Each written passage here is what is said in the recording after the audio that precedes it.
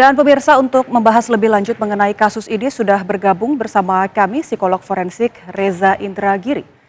Halo, selamat siang Bang Reza. Melihat sejumlah fakta yang sudah diungkapkan polisi mulai dari pembunuhan yang dilakukan di hotel, kemudian pelaku ini rekan kerja dari korban dan bahkan korban juga dikatakan sempat meminta pertanggungjawaban kepada pelaku. Anda melihat kasus ini seperti apa? Pertama, saya ingin berterima kasih ke jajaran Polda Metro Jaya dan juga Polres Metro Bekasi yang sudah melakukan penanganan secara serius. Namun kedua, dengan segala hormat dari sisi komunikasi ke publik, menurut saya ada sejumlah ketidaksinkronan, ada justru beberapa loopholes yang memunculkan pertanyaan susulan, terutama terkait dengan bukan hanya perilaku tersangka, tapi kondisi mental tersangka pada saat terutama ketika melakukan aksi kekerasan di dalam hotel.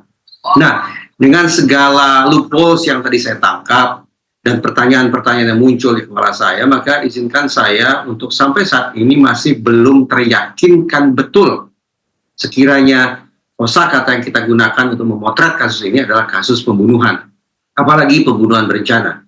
Justru paling tidak mengacu pada apa yang dideskripsikan oleh Direskrimum Polda Metro Jaya, saya menangkap kesan ini lebih mengarah pada penganiayaan yang mengakibatkan orang kehilangan nyawa.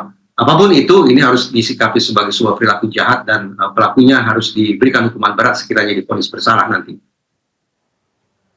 Baik, Bang Reza, ini kami juga sudah terhubung dengan Kabid Humas Polda Metro Jaya Kombes Pol Ade Arysyam Indradi. Dan langsung saja kita tanyakan kepada Bang Ade, Bang, sebenarnya apa yang menjadi motif pembunuhan dari Rini Maryani ini? Kalau tadi kita juga sudah simak pendapat dari psikolog forensik yang menyebut bahwa ini sebenarnya bukan pembunuhan, melainkan lebih ke penganiayaan yang mengakibatkan korban terbunuh. Artinya ada unsur ketidaksengajaan begitu.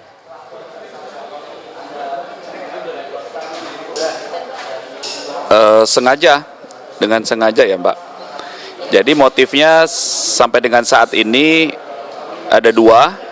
Yang pertama ada motif asmara, dan yang kedua ada motif ekonomi. Ya, karena ada fakta bahwa antara tersangka dan korban ini dekat, ya, menjalin hubungan.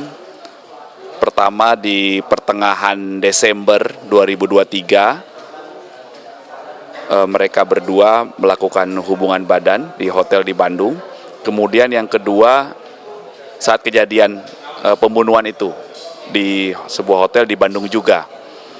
Kemudian ada dugaan motif ekonomi juga karena tersangka mengambil 43 juta rupiah uang milik perusahaan yang dikuasai awalnya oleh korban. Korban ini kan kasir di gudang perusahaan di Bandung yang diambil oleh tersangka, yang akhirnya sekitar 7 juta itu dipakai oleh tersangka untuk persiapan resepsi dan transportasi serta membeli koper, kemudian perjalanan menjemput tersangka kedua, adiknya, hingga akhirnya membuang koper, dan uang itu juga dipakai untuk perjalanan oleh tersangka ke Palembang, ke rumah istrinya, untuk persiapan resepsi yang akan dia lakukan di tanggal 5 Mei. Pak Ade, pemirsa dan juga Bang Reza mungkin masih penasaran sejauh ini apa alasan dari pelaku kemudian membunuh dan memasukkan jasad korban ke dalam koper dan memilih lokasi pembuangannya di Bekasi, Pak Ade. Ya, yang pertama setelah terjadi hubungan badan 2 kali di kamar hotel di Bandung tersebut, korban nanya sama tersangka, ini gimana kira-kira ya, secara umum korban menanyakan bagaimana kelanjutan hubungan keduanya, karena korban minta tersangka untuk menikahi. Namun tersangka menjawab bahwa ini kan hubungan mau sama mau, senang-senang saja. Kemudian korban memaksa kembali, minta dinikahi, dan tersangka bilang, ya sudah kalau mau dinikahi, kita pakai uang yang ada di kamu nih. Kira-kira begitu. Kemudian korban bilang, ya jangan, ini kan uang perusahaan yang akan saya setorkan. Terus tersangka nanya lagi, mau dinikahin nggak? Ya udah, kata korban, nggak usah lah, saya nggak mau urusan sama auditor brengsek kayak kamu, kira-kira seperti itu. Akhirnya dengan adanya kata-kata itu tersangka emosi dan langsung membenturkan kepala korban ke tembok, kemudian membekap korban dan mencekik korban kurang lebih 10 menit, dan akhirnya korban meninggal dunia di kamar hotel tersebut.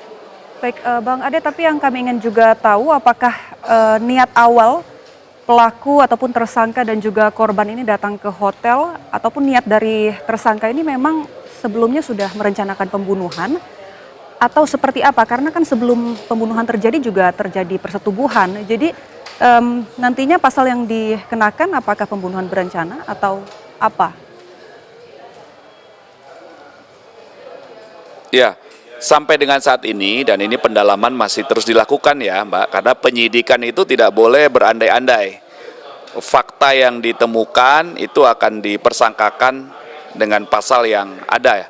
Sampai dengan saat ini pasal yang dipersangkakan adalah pasal 339, itu pembunuhan yang didahului disertai dengan peristiwa lainnya. Kemudian dilapis juga dengan pasal 338 tentang pembunuhan, 338 KUHP, dan juga pasal 365 KUHP atau pencurian dengan kekerasan. Begitu juga dengan adik tersangka ARN, yaitu saudara AT, ini juga dijerat dengan atau persangkaan pasal membantu peristiwa pembunuhan ini. Dan akibat dari tersangka yang bingung dan panik bahwa korban sudah meninggal dunia, akhirnya tersangka membeli koper, ya, uang 43 juta yang ada di korban itu diambil 1 juta, beli koper pertama warna coklat, kemudian tersangka mencoba memasukkan korban ke dalam koper, namun tidak cukup, akhirnya keluar lagi beli koper warna hitam. Itu. Baik, kemudian kenapa mengajak, ya. Baik, Bang Reza, bagaimana menanggapi hasil dari penyelidikan kepolisian sejauh ini terkait kasus pembunuhan ini, Bang Reza? Saya tidak bisa memberikan tanggapan karena tidak satu patah kata pun dari Pak Kabid Humas yang sampai ke telinga saya. Baik, tapi Bang Reza, kalau melihat motif dari pembunuhan ini sebenarnya apa? Apakah memang karena hubungan asmara gelap atau ada faktor himpitan ekonomi yang dilakukan oleh pelaku?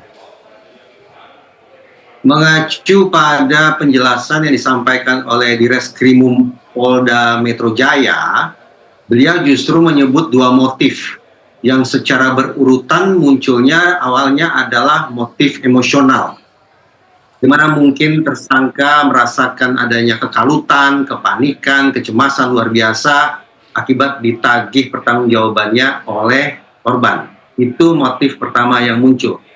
Motif yang kedua yang kemudian muncul adalah motif instrumental. Bagaimana kemudian tersangka menemukan adanya manfaat tertentu yang bisa diperoleh dari diri korban, terutama adalah manfaat finansial. Mana gerangan yang lebih dominan? Apakah motif emosional ataukah motif instrumental? Ini merupakan salah satu loopholes yang tidak terbaca secara jernih. Namun sekali lagi secara berurutan pemunculan motif adalah motif emosional berlanjut dengan motif instrumental.